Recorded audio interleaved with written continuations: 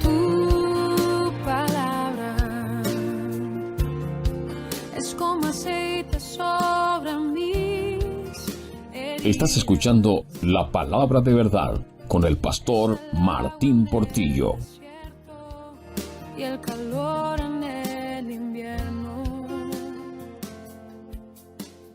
Tu palabra.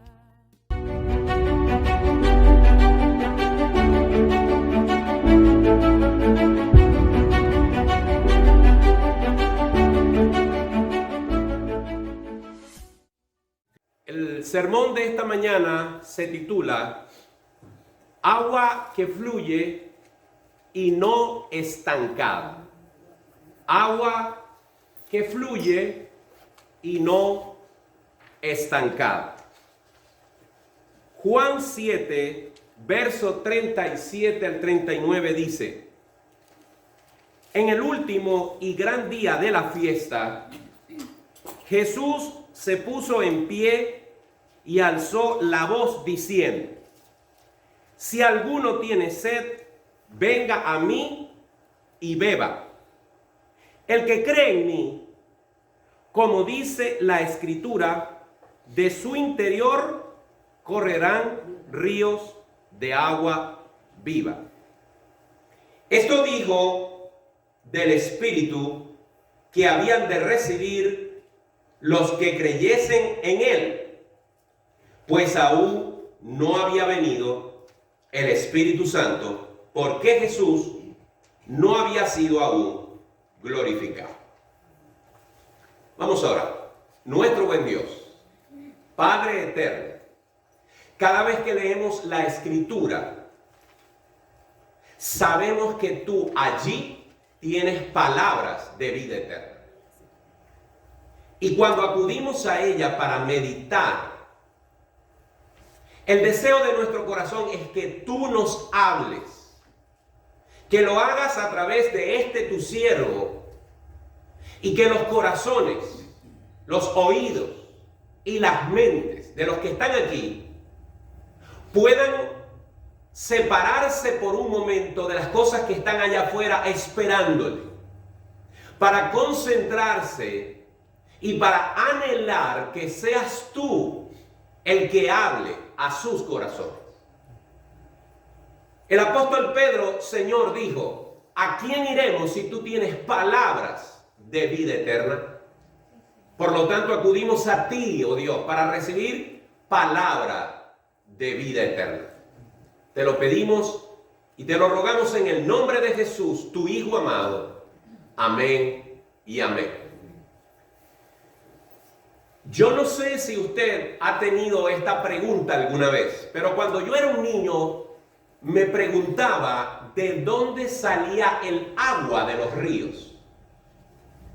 Los ríos por lo general tienen una pequeña pendiente al menos que hace que el agua corra desde lo alto hasta que llegue al mar.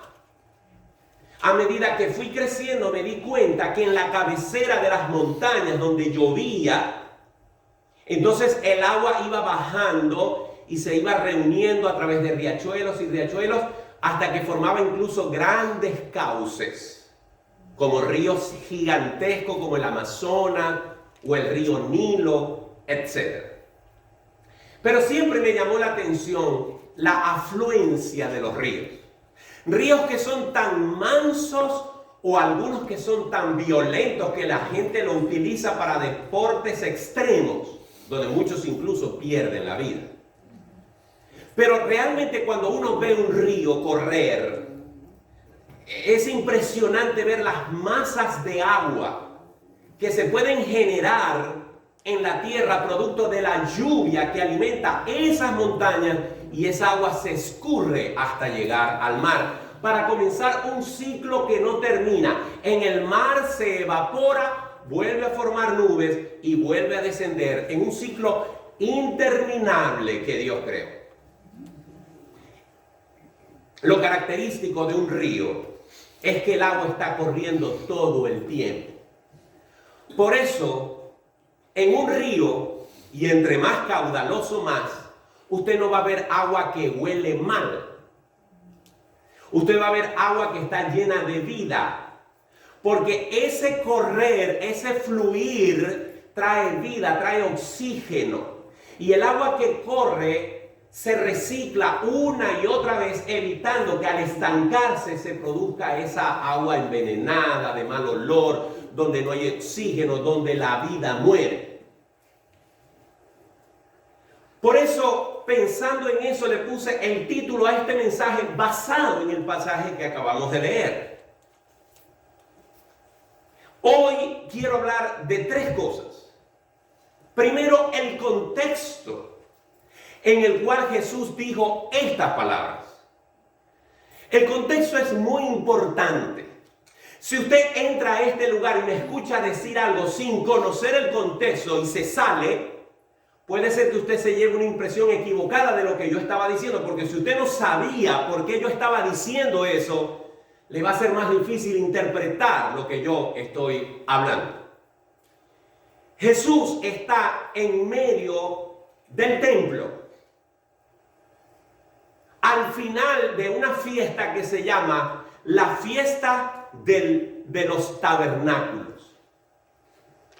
Esta era una fiesta que se celebraba al comienzo o después, inmediatamente después del Año Nuevo judío. Como usted sabe, el Año Nuevo judío no comienza el 1 de enero como el nuestro. De hecho, la cuenta que ellos llevan es de 5,000 y pico de años. El Año Nuevo judío comienza alrededor de octubre, para lo que nosotros es el otoño. Inmediatamente después de ese nuevo año y del día de la expiación, que se llama hoy en día Yom Kippur, es una celebración judía muy importante, se celebra la fiesta de los tabernáculos. ¿Ha oído usted hablar de Hanukkah? De una fiesta donde van prendiendo todos los días una vela. Esa fiesta se origina para ese mismo tiempo.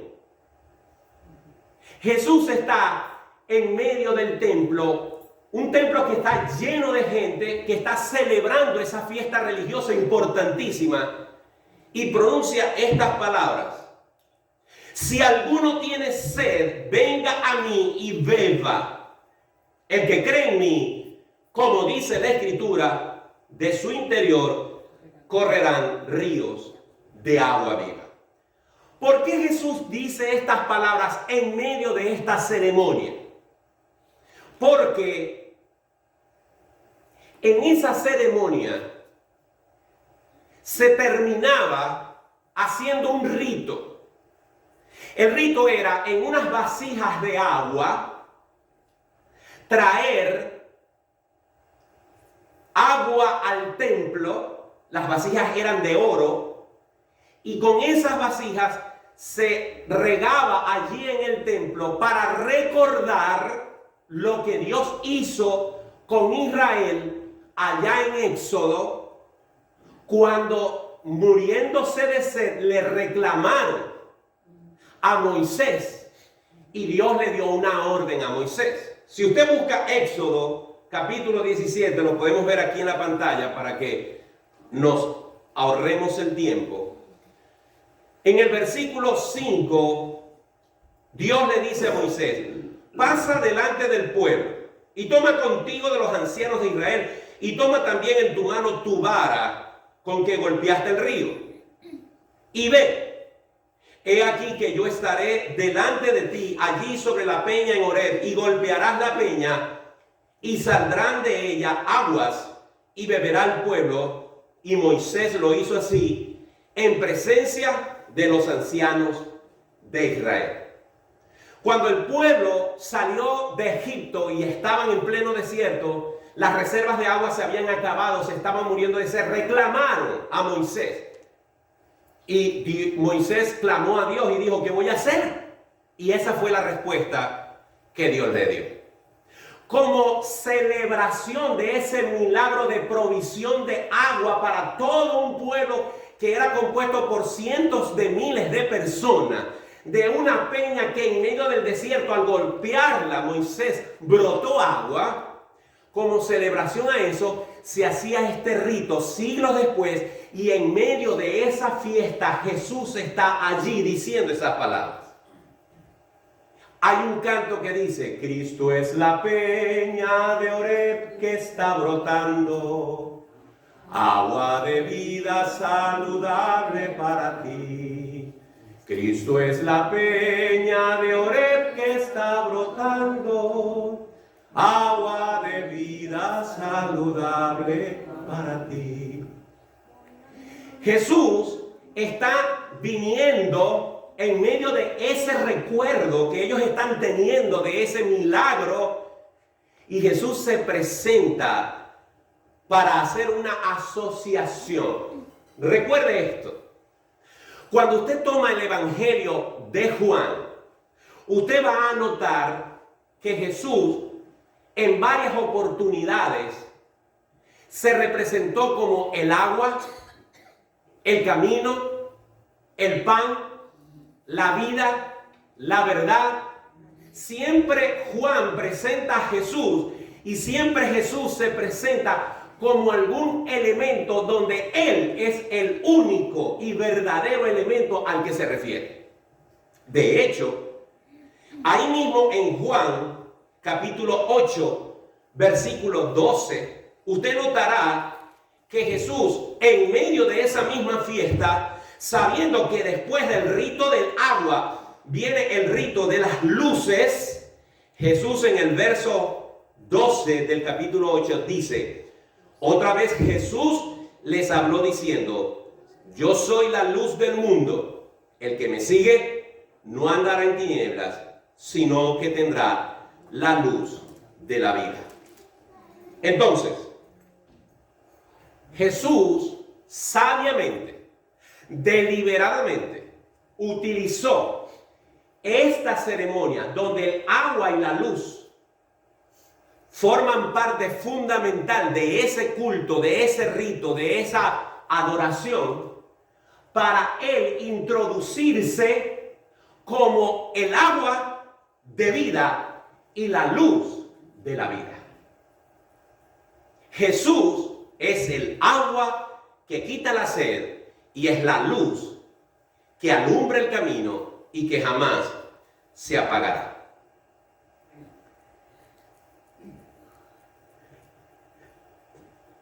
Una cosa que debemos tomar en cuenta también con respecto a esta ceremonia es que había una concepción legalista.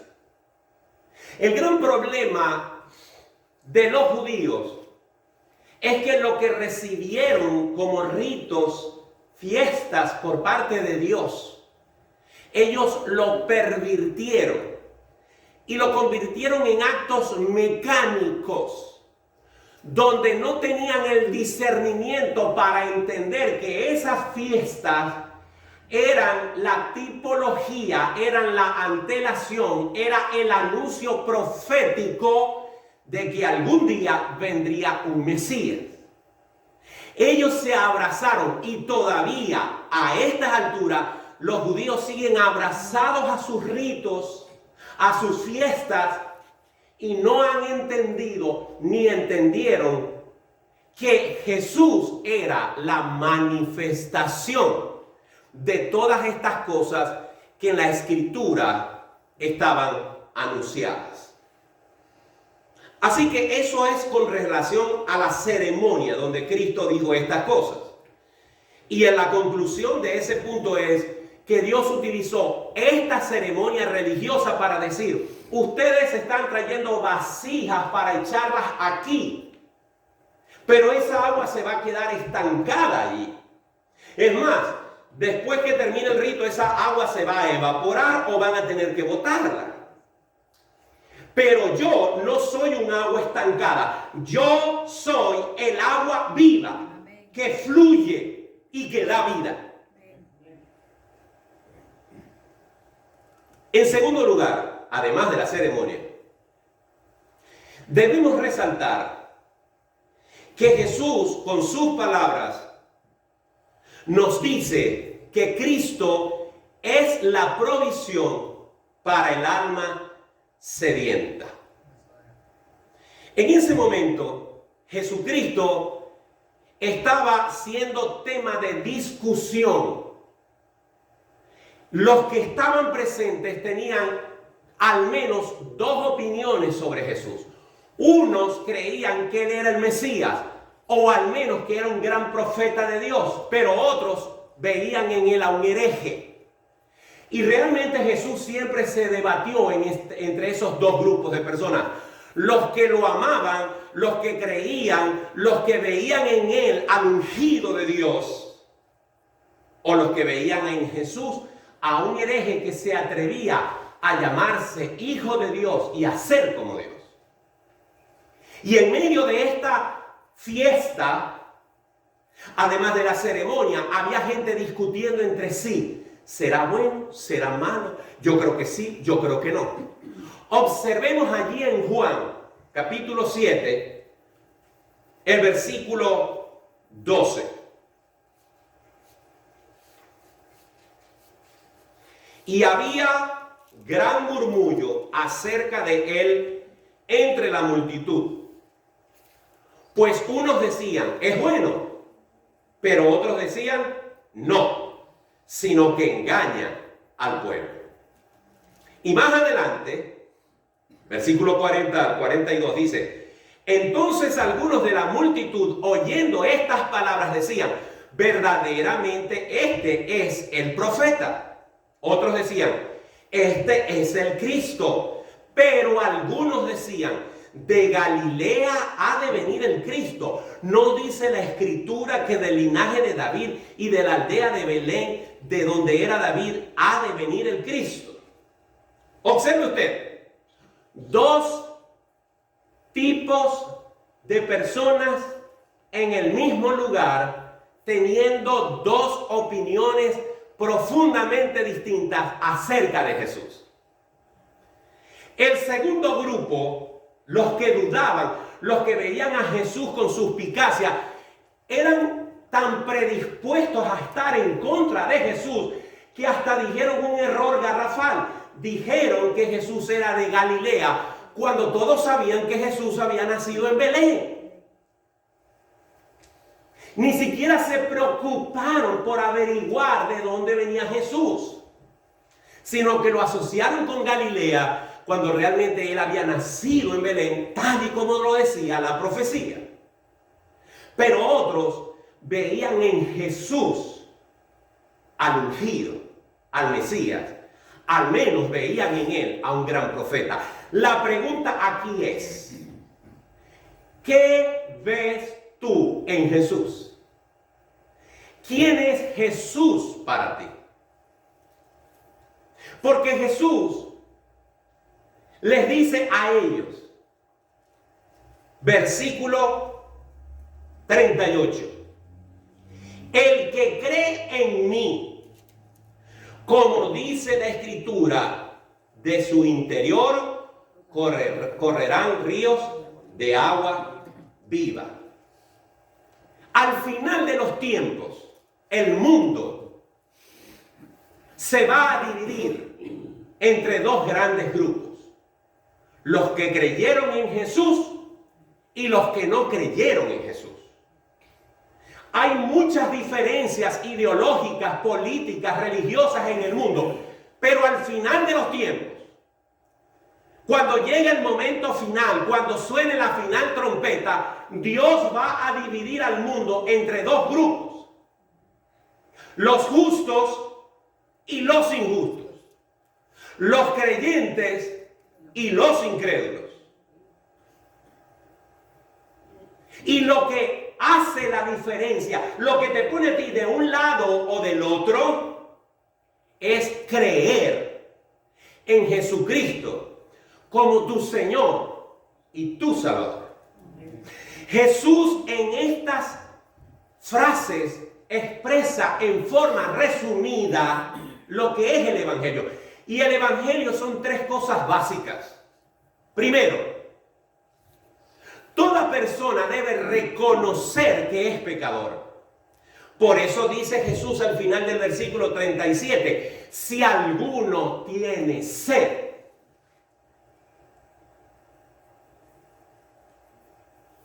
todos nosotros tenemos sed. El problema es que a muchos nos gusta tomar del agua estancada. ¿Cuál es el agua estancada? Cualquier cosa que pretendas utilizar para calmar tu sed que no sea Jesucristo. Tu trabajo, tu profesión, tu hobby, el dinero, la fama, el ser amado, tu familia, cualquier cosa. Los deseos. Cualquier deseo, cualquier anhelo, cualquier cosa que tú llegues a pensar que puede satisfacer tu vida, que no sea Cristo, es un agua estancada. Porque la mayor y la más profunda necesidad nuestra no está en el dinero, no está en la felicidad, no está en el ser amado, no está en la ausencia de problemas.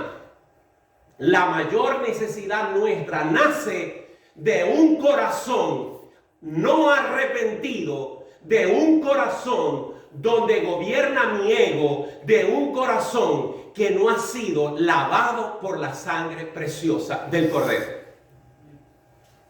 Mientras tú no acudas a la fuente que fluye con agua viva, estás tomando agua estancada. Entonces, lo primero que tú tienes que hacer, como dice Jesús en el versículo 37, es reconocer, es aceptar que tienes sed y que esa sed está concentrada en reconocer que estás separado de Dios y que lo que te separa de Dios es tu pecado. En segundo lugar, el Evangelio, además de que tú debes reconocer que eres pecador, te invita a que acudas a la fuente de agua viva. Por eso Jesús dice, venga a mí y beba. Venga a mí y beba. Miren, la función de Jesús está anunciada desde el Antiguo Testamento a la nación de Israel y por ende a los que ahora hemos conocido al Señor Jesús. La función del Mesías es profetizada siglos antes de que Él viniese. Veamos lo que dice Zacarías 13, versículo 1. El Señor está profetizando a través de Zacarías y dice, en aquel tiempo habrá un manantial abierto para la casa de David y para los habitantes de Jerusalén, para la purificación del pecado y de la inmundicia. Por eso Jesús dice en el versículo 38, como dice la Escritura, de su interior correrán ríos de agua viva. Hay muchos pasajes del Antiguo Testamento. No hay un pasaje específico que diga eso, pero hay muchos pasajes del Antiguo Testamento en Zacarías, en Ezequiel, que hablan acerca de la profecía de una fuente de agua que vendría para Israel, pero no en términos terrenales, sino en términos espirituales. Porque toda necesidad espiritual te provoca sed en el alma. Y eso es lo que podemos ver, por ejemplo, cuando el Señor le habla a la mujer samaritana. Vayamos un momento a Juan capítulo 4, versículos 10 al 15. La mujer samaritana llegó a donde Jesús estaba. Dice la Biblia que era la hora sexta. La hora sexta es la hora del mediodía. De por sí, esa zona de Israel es una zona árida. Imagínensela a las 12 del mediodía. Jesús estaba allí y cuando la mujer llega al estanque a sacar agua, Jesús le pide agua. Veamos lo que dice Juan capítulo 4, verso 10. En la conversación que Jesús está teniendo con ella, dice el verso 10, respondió Jesús y le dijo: si conocieras el don de Dios y quién es el que te dice, dame de beber, tú le pedirías y él te daría agua viva. Jesús le está pidiendo a ella, para provocar la conversación, agua física, agua para calmar la sed de la garganta. Pero en la conversación donde ella le dice: ¿por qué tú te atreves a hablar conmigo? Yo soy samaritana, tú eres judío. Jesús traspola, Jesús lleva, que es lo que yo estoy tratando de hacer hoy, de que usted entienda, de que si a usted le parece terrible tener sed y no tener que tomar, imagínense lo terrible que es tener sed espiritual y no poderla satisfacer porque estás tomando del agua equivocada. Tu necesidad espiritual se satisface con el agua viva, que es Jesús. Esta mujer no entendía. Y Jesús le dijo: si tú supieras quién soy yo, si tú entendieses quién soy yo, me pedirías agua. Versículo 11 dice: la mujer le dijo: Señor, no tienes con qué sacarla y el pozo es hondo. Me hace recordar a Nicodemo, cuando Jesús le dijo: de cierto te digo que si no naces de nuevo no verás el reino de los cielos. Nicodemo entendió que él se tenía que enrollar y meterse de nuevo en el vientre de su madre para nacer de nuevo. Y Jesús le dijo: no, yo no me refiero a ese nacimiento. Me refiero a nacer del agua y del espíritu. Esta mujer creía que estaban hablando de un agua física. No terminaba de caer, no terminaba de entender que estaba hablando Jesús de una verdad espiritual. ¿Acaso eres, versículo, ahí mismo en el versículo, ¿de dónde pues tienes el agua viva?, pregunta ella. ¿Acaso eres tú mayor que nuestro padre Jacob, que nos dio este pozo del cual bebieron él, sus hijos y sus ganados? Respondió Jesús y le dijo: cualquiera que bebiere de esta agua volverá a tener sed, mas el que bebiere del agua que yo le daré no tendrá sed jamás, sino que el agua que yo le daré será en él una fuente que salte para vida eterna. La mujer le dijo: Señor, dame de esa agua para que no tenga yo sed, ni venga aquí a sacarla. Definitivamente, Jesús nos invita a reconocer nuestro pecado. Cuando dice: si tienes sed, nos invita a arrepentirnos. Cuando nos dice: venga y beba. Reconoce que tu necesidad la satisfago yo. Y nos invita a creer en Él, porque el versículo 38 termina diciendo: el que cree en mí. La clave, la llave que abre la relación tuya con Dios, la llave que abre y establece la vida eterna para ti es creer, creer, creer. Esa palabra tan corta, pero que simboliza creer genuinamente de todo corazón.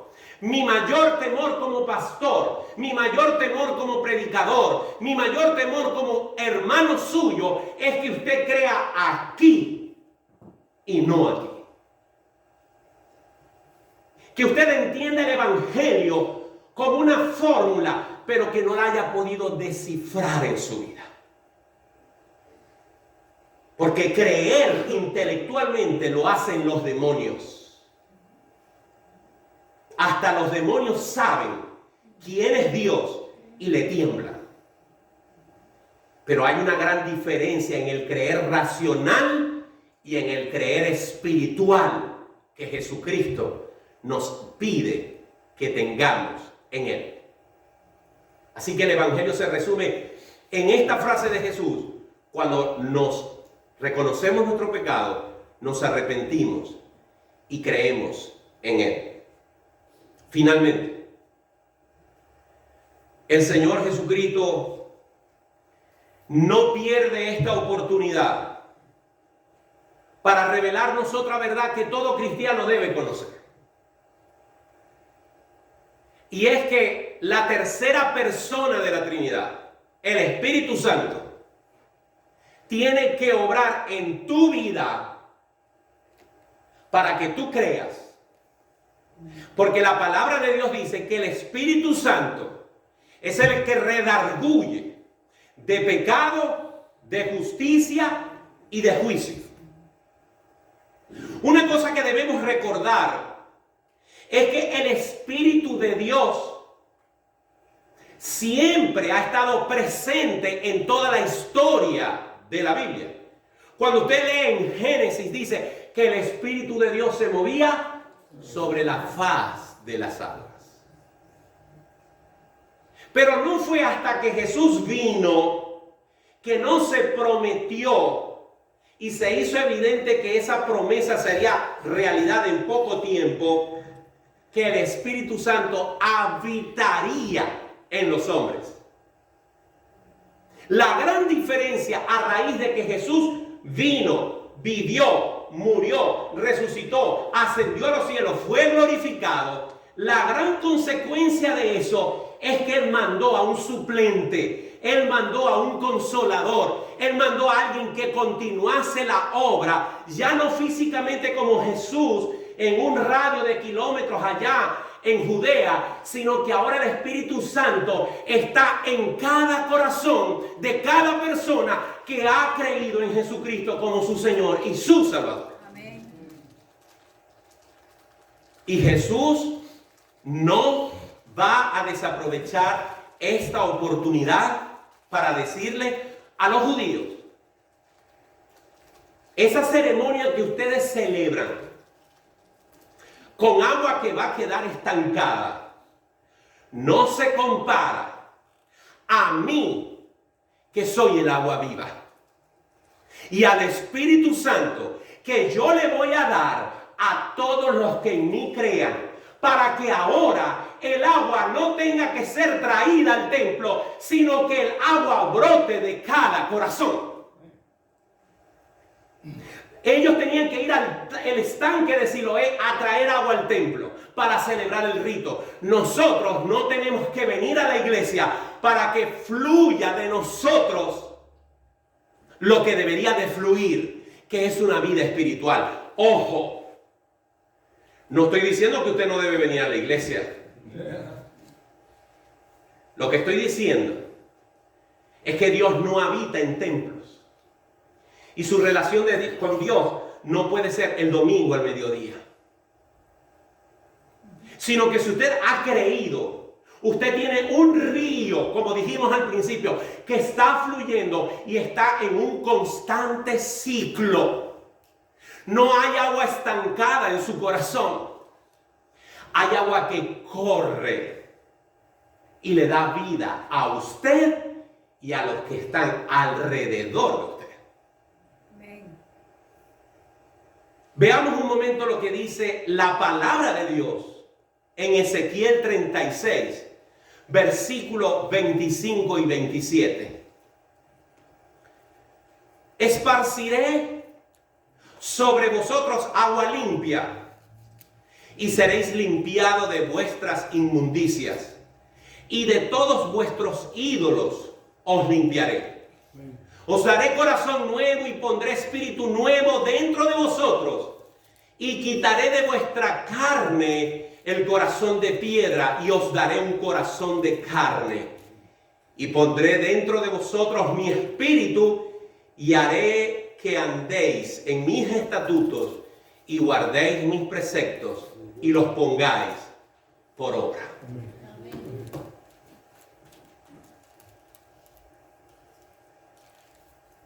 Mi amado hermano, mi amado amigo, usted no puede decir que ha nacido de nuevo si el Espíritu Santo no está habitando dentro de su corazón.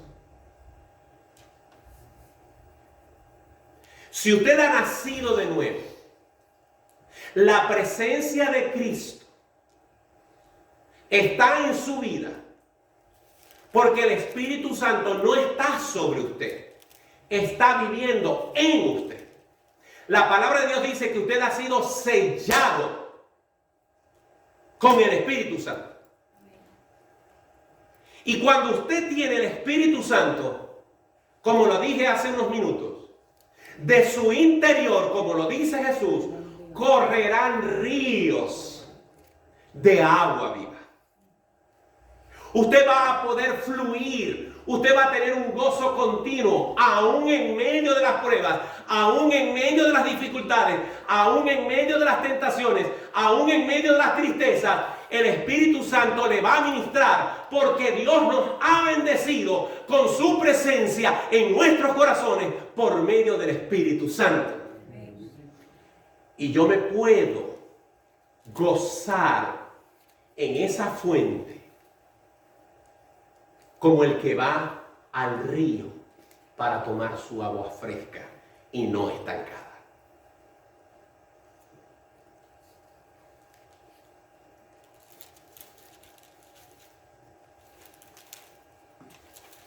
Quiero terminar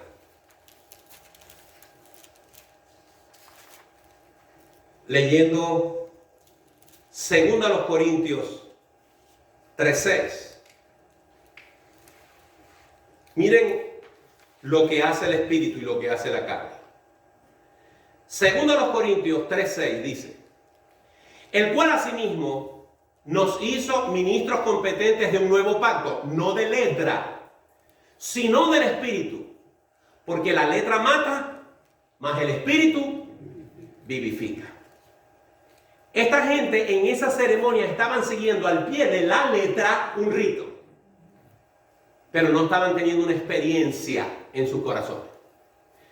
Y nos puede pasar a nosotros que nos ajustemos al Evangelio en la letra, pero el Espíritu Santo no está irrigando nuestra vida. Y cuando nos hacemos adeptos al Evangelio por la letra y no por el Espíritu, entonces simplemente estamos alentando la carne, pero el Espíritu está muerto. Gálatas 5, versículo 22 en adelante al 25 dice: mas el fruto del Espíritu es amor, gozo, paz, paciencia, benignidad, bondad, fe, mansedumbre, templanza. Contra tales cosas no hay ley. Ahora observe esto y subraye: pero los que son de Cristo han crucificado la carne con sus pasiones y deseos. Si vivimos por el Espíritu, entonces también andemos por el Espíritu. No podemos decir una cosa y hacer otra. Si tu vida está irrigada, si te estás alimentando, si estás bebiendo de agua que corre, si estás teniendo una relación personal con Dios a través de su Hijo Jesucristo, el Espíritu Santo permite que en tu corazón fluya la vida eterna como ríos de agua viva.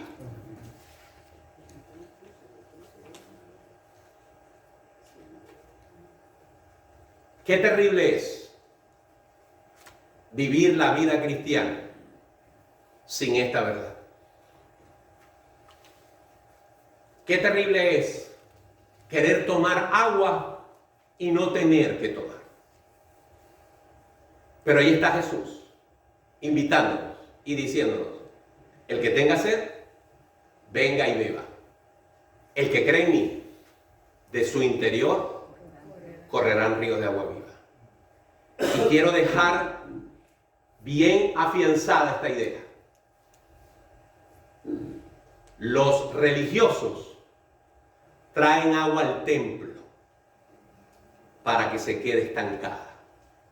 Los espirituales sacan agua de sus corazones, porque en ese corazón el Espíritu Santo hace que haya vida que salte y que traiga alegría, gozo, paz para todo aquel que ha creído genuinamente. Pongámonos de pie.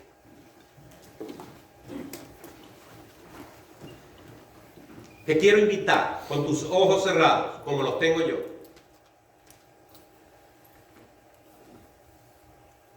a que medites si en tu corazón el agua está estancada, si el agua se ha puesto opaca,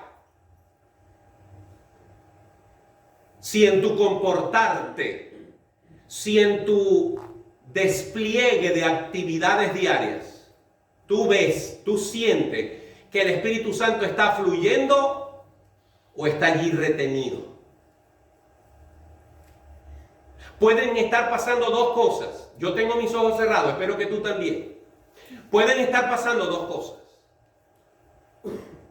O no has creído de corazón, o estás contristando, entristeciendo, arrinconando al Espíritu Santo, el cual permite que tú lo hagas porque Él quiere que tú lo invites a Él a fluir de tu corazón. Si hoy te has dado cuenta que no tienes a Cristo en tu corazón, hoy es el día de salvación. Y si hoy te has dado cuenta que tu vida está estancada, que no fluye, hoy es el día de romper esas compuertas y permitir que el Espíritu Santo fluya a través de ti, dándole el control de tu vida. Ahora mismo y en los días sucesivos, si te interesa el fluir de Dios en tu vida, clama a tu Padre Celestial en lo secreto, y tu Padre que te ve en lo secreto te recompensará en público. Pídele al Señor que fluya, pídele al Señor que te llene, pídele al Señor que te cambie, y Él no se va a negar a hacerlo. Pero tú tienes que querer beber del agua verdadera, que es Jesús. Padre Celestial, te damos gracias por esta tarde. Gracias por tu palabra, gracias por tus promesas, gracias por tu Hijo Jesucristo, quien en medio de nuestro desierto espiritual se ha convertido en la fuente de la que podemos beber. Gracias por tu Espíritu Santo que ahora está en nuestros corazones y fluye desde nuestros corazones para nuestro beneficio espiritual y para bendecir la vida de quienes nos rodean. Gracias, oh Señor, porque tú estás al alcance nuestro por tu misericordia, por tu gracia y por tu bondad. Permite que cada hermano, permite que cada persona en este lugar medite en esta palabra y no la pase como cosa insignificante, sino que piense de sí con cordura y te busque de todo corazón. Te lo pido y te lo ruego en el nombre de Jesús. Amén y amén. Tu palabra es la voz que me habla en la mañana. Y esto fue La Palabra de Verdad con el pastor Martín Portillo.